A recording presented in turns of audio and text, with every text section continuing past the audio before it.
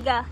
Assalamualaikum warahmatullahi wabarakatuh. Kami dari kelompok 10 izin melakukan wawancara strategi pemasaran 7P, produk, price, promotion, people, process, dan physical excellence dari perusahaan Brighton dengan narasumber kami yaitu Dustin, salah satu agen dari perusahaan Brighton sendiri.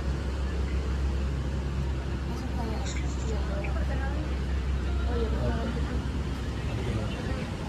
Baik, teman-teman, perkenalkan, saya Dustin Fabian Bayaki. Saya itu adalah agent real estate, property advisor juga yang berada dalam naungan perusahaan Brighton Real Estate. Di sini saya sebagai narasumber yang akan menjawab pertanyaan-pertanyaan studi observasi dari teman-teman yang ada di sini.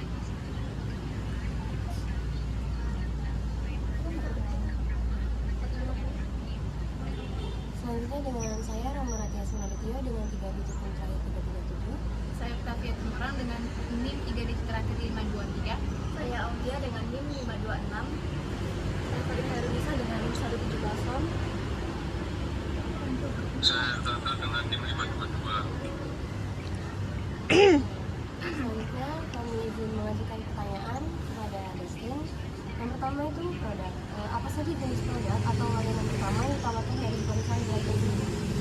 Jadi karena Bright ini adalah perusahaan jasa, jadi jasa yang ditawarkan itu adalah yang pertama itu jasa titip jual properti, pembelian, terus penjualan, kemudian juga sewa, juga bisa properti. Kemudian ada juga pendanaan atau loan pinjaman kepada orang-orang yang ingin membeli properti namun dia terkendala biaya. Nah, itu ada layanan fast loan juga itu dari jadi secara garis besar ada dua jasa layanan. Yang pertama itu layanan real estate-nya, kemudian juga pinjaman modal tadi. Selanjutnya untuk pertanyaan kedua, apa keunggulan produk atau layanan Brighton yang dibandingkan pesaing lainnya? Kalau keunggulan sendiri secara branding kita itu sudah menjadi top nomor 1. Kemudian kita juga menjadi aplikasi website dengan pengunjung nomor 1 banyak di Indonesia di bidang real estate. Kemudian juga sudah tersertifikasi ISO. Nah, kemudian kita juga pernah meraih penghargaan URI dalam live open house terbaik. Selanjutnya pertanyaan yang ketiga, bagaimana Brighton mengembangkan variasi produk atau layanannya? Kalau variasi produk sih tetap ya, core-nya kan itu tetap di properti. Nah, kalau variasinya mungkin tuh lebih ke segmentasi propertinya sendiri. Kita itu mengsegmentasi mulai dari rumah yang under 500 sampai 1M dan 1M ke atas. Dan juga ada juga kita mendiversifikasi juga pada produk-produk lain kayak gudang, tanah, ruko, rumah usaha dan sebagainya. Selanjutnya tentang price atau harganya. Yang pertama itu bagaimana cara Brighton menentukan harga jasa atau komisinya? Nah, kalau harga jasa ini udah diatur sama Asosiasi Real Estate Broker Indonesia. Jadi RFB ini adalah suatu badan hukum lah. Dia itu bekerja sama dengan pemerintah juga. Dia itu ada peraturan kalau misal dalam transaksi jual beli itu di bawah 1M itu 3%, kemudian 1 sampai 3M itu 2,5%, 3M ke atas itu 2%, dan itu sudah resmi dan standar di seluruh kantor agen properti yang terdaftar di RFB. Selanjutnya, apakah Brighton memiliki strategi harga tertentu untuk menghadapi persaingan? Kalau strategi harga kita tuh jujur nggak ada, soalnya seluruh Indonesia itu harga jasanya sama. Yang membedakan itu tetap pada pribadi agennya masing-masing, seberapa profesional dia, seberapa banyak knowledge dia tentang properti tersebut, dan juga seberapa profesional dia juga. Selanjutnya, apakah ada penyesuaian harga berdasarkan kondisi pasar? Nggak ada penyesuaian harga. Sama. Iya. Selanjutnya, promotion atau promosi. Yang pertama itu apa saja media atau saluran promosi yang digunakan Brighton? Kalau konvensional itu mulai dari banner sendiri yang teman-teman sering lihat mungkin di pinggir jalan tuh. Kemudian dari digital kita itu pertama menggunakan aplikasi, dan ini juga nggak semua kantor agen itu punya. Kemudian ada website juga. Kemudian kita juga menggunakan sosial media mulai dari YouTube, Instagram, TikTok, dan sebagainya kita di sini. Selanjutnya pernah berarti mengadakan promosi khusus misalnya kayak diskon atau ada event apa terus Oh ya, ada namanya itu Brighton Vaganza. Jadi setiap orang yang beli properti lewat Brighton itu dia itu berkesempatan dapat undian, dapat apartemen, terus mobil, terus motor dan sebagainya. Jadi mereka kalau sudah transaksi itu dapat nomor undian dan itu akan dibeli akhir tahun. Selanjutnya bagaimana efektivitas promosi tersebut diukur? Diukurnya sih efektivitasnya itu pasti ada KPI ya, atau Key Performance Indicator dari tim manajemen kantor sendiri, yaitu yang memegang data penjualan tiap bulan berapa, dan itu kalau mereka bisa melihat dari KPI tadi itu apakah terjadi peningkatan atau penurunan. Nah dari situlah mereka itu bisa menilai apakah program pemasaran yang dilakukan ini efektif atau tidak. Selanjutnya distribusi. Yang pertama itu pertanyaannya bagaimana cara Brighton menjangkau konsumen dari segi offline maupun online. Nah kalau segi offline ini kita itu bisa masuk ya, itu mulai dari canvassing secara langsung, mulai dari pameran yang diadakan di mall, kemudian juga open house, kemudian ada juga yang sebar brosur di pinggir jalan, atau juga door to door, itu dari segi konvensional. Nah kalau segi online-nya itu ya mereka agent di Brighton sendiri juga dilatih untuk bisa tampil di sosial media. Kemudian mereka juga dikasih pelatihan untuk gimana cara optimasi di portal properti kayak Rumah Segitiga, kemudian Lamudi, Wirex dan sebagainya.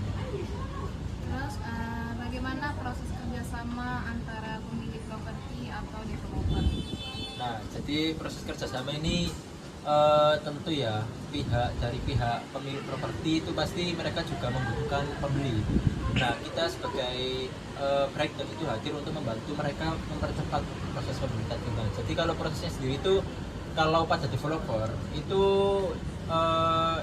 langsung ke kantor Brighton-nya. Kantor Brighton itu akan mengajukan penawaran kerjasama, atau kalau misal developernya itu ingin mengajak kerjasama ya, developernya yang mengirimkan proposal ke perusahaan kami gitu. Jadi nanti setelah mereka ngirim proposal, kemudian terus prospektus juga tentang developer tadi kepada Brighton, tim Brighton itu juga akan mengkaji apakah developer ini itu kredibel, kemudian legalitasnya bagaimana, dan apakah mereka ini pernah punya track record yang baik atau enggak. Misalnya kami benar-benar memastikan bahwa semua produk yang kita pasarkan lewat Brighton itu pasti sudah aman secara legalitas dan juga. Nah, terus kalau SOP dalam menangani klien dari awal hingga transaksi selesai itu gimana? Nah, kalau SOP sendiri ada itu ya, SOP secara tidak tertulis dan juga tertulis. Kalau SOP tidak tertulis, ini lebih ke etika sih. Itu kita itu ya dituntut agar kita itu berpenampilan rapi, kemudian menggunakan pakaian yang pantas, kemudian dari cara kita menyambut calon klien dan sebagainya itu juga menjadi SOP yang tidak tertulis. Nah, kalau SOP yang tertulis sendiri mungkin itu lebih ke alur transaksi. Itu mulai mereka itu ada yang namanya pembayaran DP, kemudian mereka akan lanjut ke BI checking kalau misal dia itu menggunakan fasilitas KPR. Jadi dia itu akan dinilai lah oleh bank apakah orang ini mampu membayar cicilan rumah ini tadi. Nah kalau misal dia pakai cash ya dia akan langsung lanjut ke notaris. Begitupun kalau KPR tadi. Nah setelah mereka ke notaris mereka lanjut untuk tanda tangan akad kredit. Kalau misal mereka ini menggunakan fasilitas KPR ya mereka akadnya di bank, di cabang-bank terdekatnya. Kalau misal mereka ini beli rumah second ya mereka transaksinya pakai notaris. Bisa disepakati bersama. Nah, terus bagaimana perusahaan Brighton ini menjamin proses layanan yang cepat dan efisien? Nah, kami menjamin itu semua dengan cara bekerja sama dengan notaris-notaris yang udah kita percaya, yang udah kita kerjasama secara lama. Jadi kita itu tiap cabang kantor itu punya notaris yang biasa kita pakai lah, dan mereka itu notaris pilihan yang bisa membantu kita mempercepat proses jual beli tadi.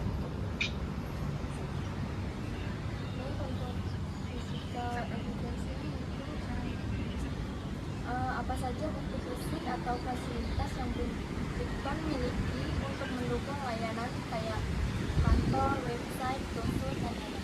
Nah, kalau itu udah disebutkan semua dan itu ada semua mulai dari kantor, brosur, website, aplikasi dan sebagainya itu sudah ada semua dan itu jadi bukti visi kami sebagai kantor manajemen.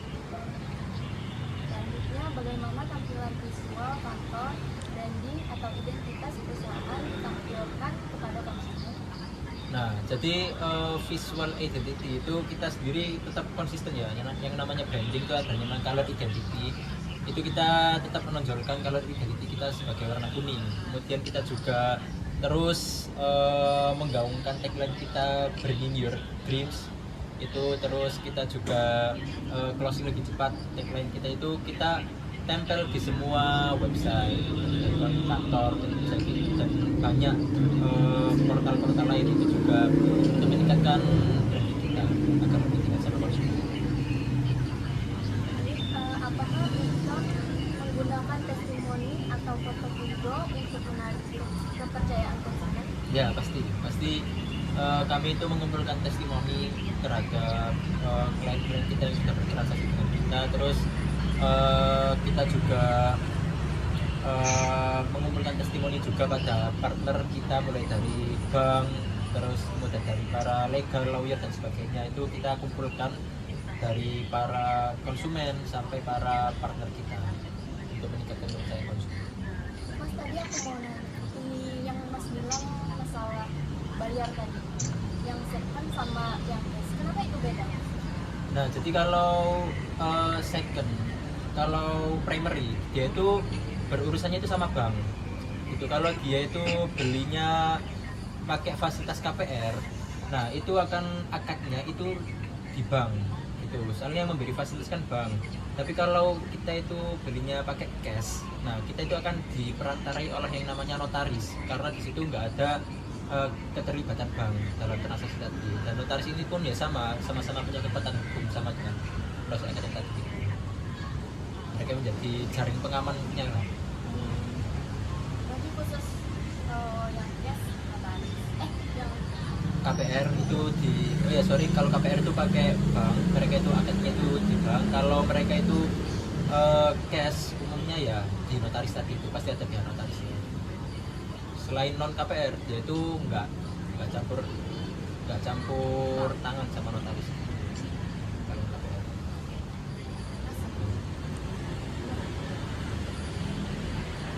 terima kasih ya Mas Jasmin atas waktunya.